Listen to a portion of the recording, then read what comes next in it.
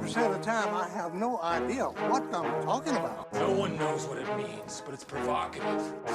It's not. It Gets the people going. You are now listening to Diagnonsense. Then we would just be idiots saying nonsense. With Kurt Honack. Damn it. And Isaac Smolden. I am also here. Man, it's that time of year again. It is. Only 3 hours of sunlight. Yeah. How's that treating you? It's the world of vampires up here. Yeah, not my favorite. Not my favorite. Yeah, it's I've been doing okay. I've been doing better than I expected for the wintertime because I had a rough summer, but I think that yeah, I mean, rotating vitamin D, sad light, gym time, sad light. Big. Yeah. Big right now. Yeah. Well, it's a good conversation to have then. Yeah. Around all of this stuff. Thank you for tuning into Diagnonsense. Like I'm a new age Namaste. cultist leader. Yeah. New age cultist leader. Thank you for tuning into Diagnonsense. Cargo cult reality. I'm Isaac Smolden. Kurt, off the coffee. Well, I'm on and off. I'm in limbo between, sometimes I have it, sometimes I... Kurt, the first step is admitting you have a problem. Exit 12. This is actually an Exit 12 plug. Yeah, it's sometimes, yeah, it just depends. Coffee is a little more like dehydrating. It's like too much sometimes. It's like, because you'll be like 2 cups in and you're like, oh, it's too late. Now I've got the jitters, you know what I mean? Mm-hmm. So like green tea is a nice modulator between like going overboard on the caffeine. So it's reliable. Big green tea guy. Yeah. This is always an interesting time of year around the building. And so I thought it might be cool to mix in a more serious conversation episode with like some movie references thrown in. You're case manager now. Yes. What are you noticing about our clients this time of year? Obviously, without going into any specifics, but it seems like this, Thanksgiving, Christmas, this period in between, things always get a little more intense around the building. Yeah. From my perspective. Well, I think like even when I was a navigator, I noticed like, yeah, people get lonely during the holidays. Part of I think that's grief. It's also like trauma from not having good holidays before. So I think like that all gets mixed together, and then people, holidays hit, and then people are like, this sucks because I'm supposed to be having a good time, but really this is just giving me more time to think about all the stuff I've been through. Right. It's almost like there's a lot of pressure to have a good time. Yes. Yeah, there is. Yeah. And I think that it's difficult. We had this conversation as a staff for those of us that grew up where the holidays, are that good time and there's not really the trauma or grief associated with it, to try to force everyone around you to have a good time and also to not realize that you being all... If this is your first night at Christmas, you have to have fun. It's I think that a lot of times unwittingly people can end up kind of re-aggravating some of those Well, there's feelings. a lot of projection going on. That's one thing I'm learning. Psychology and projection is like so deeply entwined to all of like how we interact with each other. And I think a lot of people like, they have this feeling like internally, like because things feel good for them, or they want somebody else to feel good, and they kind of project what somebody should or shouldn't be feeling, or like but not understanding like the trauma or whatever kind of history that person's been through. And so it's like less is more, I think. I think that when you're forcing it, if you force it, it sucks kind of a thing, right? Right. Like that can be, I think it's important for people to go through like the psychologically to be able to process that stuff and in a healthy way, because like, it's part of, it's shedding the ego part of yourself that like, where you need like these things to happen in this order, or you're supposed to be feeling this way, and like deeply reflecting on the fact that like, that you don't. And, that you may not have had control over that or been in a position to be able to work through that. And that's okay. Yeah. That's okay to just sit with that. And you don't have to be having a good time, and people don't need to force you to have a good time. And right. Yeah. Well, I preface this with that conversation because what I don't want to do is sit here and be like, so this is how you actually can have a great time around the holidays, even if you associate them with a lot of negative things. Because I think that it's okay for those feelings to be valid. It's okay to feel that way, and it would be natural to feel that way if you do have a lot of kind of grief and trauma mixed in with the holiday season. But I do think that right now, especially in Alaska, it's really, really dark, and there's all this pressure, and businesses are going to be closed for days upon days because Christmas is on a Wednesday this week. Thanks, Julius Caesar or Monk Gregorian, whoever made the calendar and put Christmas on a Wednesday. So we're all rushing around at work because we have less time to do the same amount of stuff, right? Oh. So coping strategies.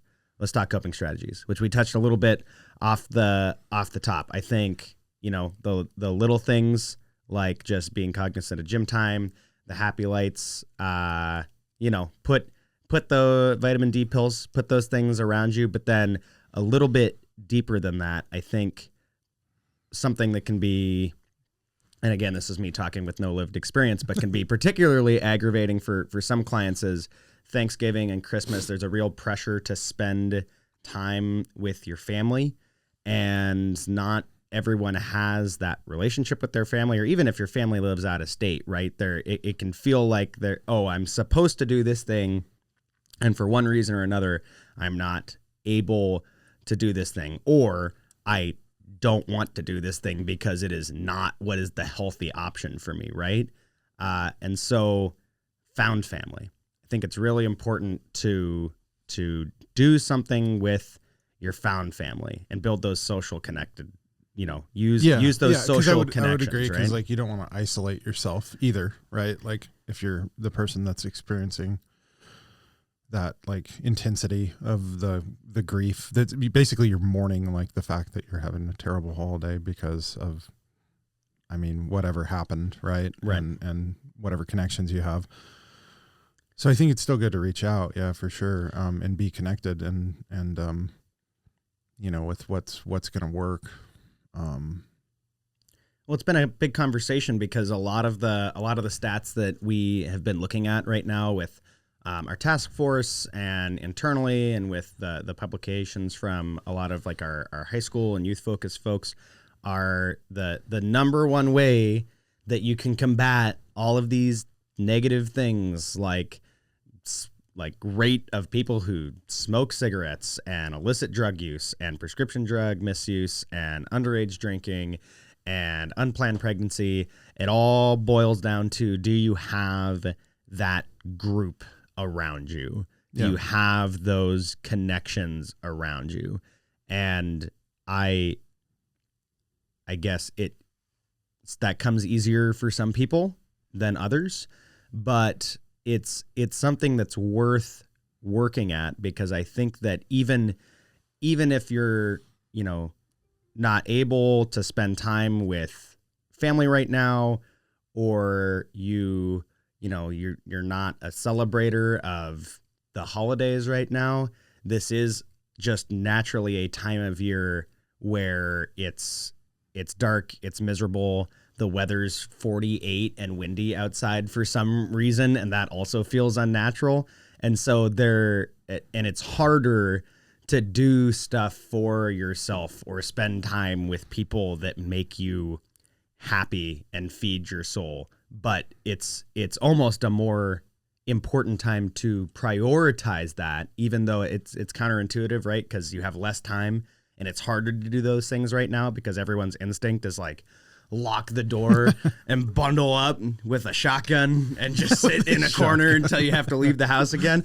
But what are we in the zombie apocalypse 28 years later? Sometimes it feels like the zombie apocalypse this time of year. But but it's counterintuitive because I think that what helps those feelings and can get you out of that funk is putting in the work, and it is work, into having some sort of social connectedness with others. Yeah, that's definitely that's also a major insulator for trauma, and isolation is a killer for sure. Yeah. And it doesn't have to look like, I don't think it has to look like going out to some big Christmas party either. I mean, no, even if you are just chatting with friends, playing video games, or if you are, calling someone out of state, or you're, checking in on a buddy, as long as there is some direct human to human interaction going on, it is going to be a net positive for you. AI doesn't count. I don't care what those Google Gemini ads say. You should not be staying up Christmas late. family. It's all like Siri. It's just Siri, Gemini, Chat GPT, just in a circle, all talking with each other. It's all LAN and local area network. Yeah.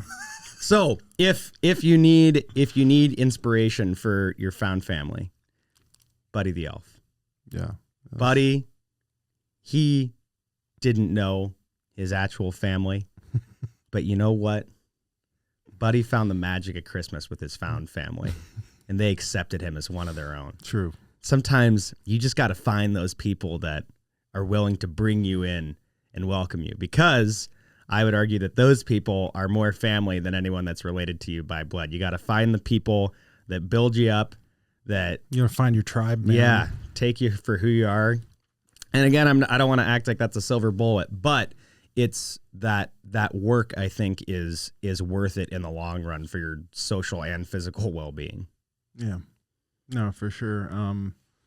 Part of the that's what I love about books like Tribe, and where they're talking about people who have gone through like really severe events like war, and how part of what insulates people isn't like the severity of the trauma and getting necessarily the proximity or like the intensity, and it's more like you also need to have your circle of support to be able to survive that and to be able to process that. And I think that's a huge component. I think that because you got a couple things, right? You have like people who've gone through a lot of trauma and mental health issues, but you also have like, to be able to recover from that, they have to have the social supports. And so like it doesn't matter what you've been through. I think you have to try and engage at some level, and people should try to engage. And I think that does help, even if you don't want to be seen, or like you don't necessarily want to be able to like process that in the moment. I think it's good to reach out for it, or for you to reach out to someone, as long as it's in an act of listening and like a way that's like considerate for people that are like, I don't really want to be raw with my emotions and be like going through this grief process. But I do appreciate that you are reaching out to me and trying to include me, even if I don't want to be included right now. So I want to leave with a challenge that we're going to accept, that I did not prepare you for anyway. So I'm going to completely blindside you with it. So I guess my challenge would be, What is one thing that you are going to do this holiday season? One activity or one friend you're going to reach out to that helps build your social connectedness. And I think my challenge to myself that I'm going to follow through on, and I want you to check me on it, is I am going to call every single one of my buddies that was in my wedding party, a lot of whom are out of state, and I'm going to sit down and I'm going to talk with them before Christmas. Just have a brief and just check and just in, chat and just see how it's going, because I'm really bad at that. Yeah. And it's so hard, I think, especially for Richard talks about this a lot, but I just for guys naturally it's harder to keep those social connections when you're not seeing someone face to face, right? Yeah. So my challenge to myself that I want you to hold me to is I am calling every single one of those people, and we're just gonna talk, just cause, no other reason. No, it's fun though. I do that a lot too, and it's actually kind of fun to see what like people are doing in their lives and how things have changed, and it can be cathartic if they are in a spot where they need some social connection too, though, for you as a person reaching out, I think. Yeah. You never know. Okay, so now that I've completely blindsided you, Kurt, what is your social connectedness challenge to yourself this That's holiday a good season? one, but I don't know if I want to steal yours. I think I need to attend a hobby session or something. Okay, I mean that's you got to have your hobbies. Yeah, I got to. And you got to make time for them sometimes, and it's hard because they're always at the bottom of the priority list where they should be, right? But sometimes some kind of class or something, right? Like, yeah. Okay, Kurt's going to class for something. For something. I'm gonna hold you to that. We're gonna check in. I've been now that I'm finishing up school. I've been like, it's been not as much, but ever since we had COVID, we had we have less contact too. So right with each other with tele classes. So yeah. Okay. Social connectedness challenge. We'll check back in. And I need to finish BioShock. That really should have been my challenge to myself, but it's not a multiplayer game. It's not exactly it's not a connecting, like I'm still slowly a shut-in philosophical churning through it. Introspective journey. But it's really dark outside and it's scary. No, BioShock is dark. So that's maybe not a Christmas game. Right after Christmas. That's when I'm going to finish it. Okay. We got time. Okay. Thanks for tuning in to Diagnonsense. We'll see you next time.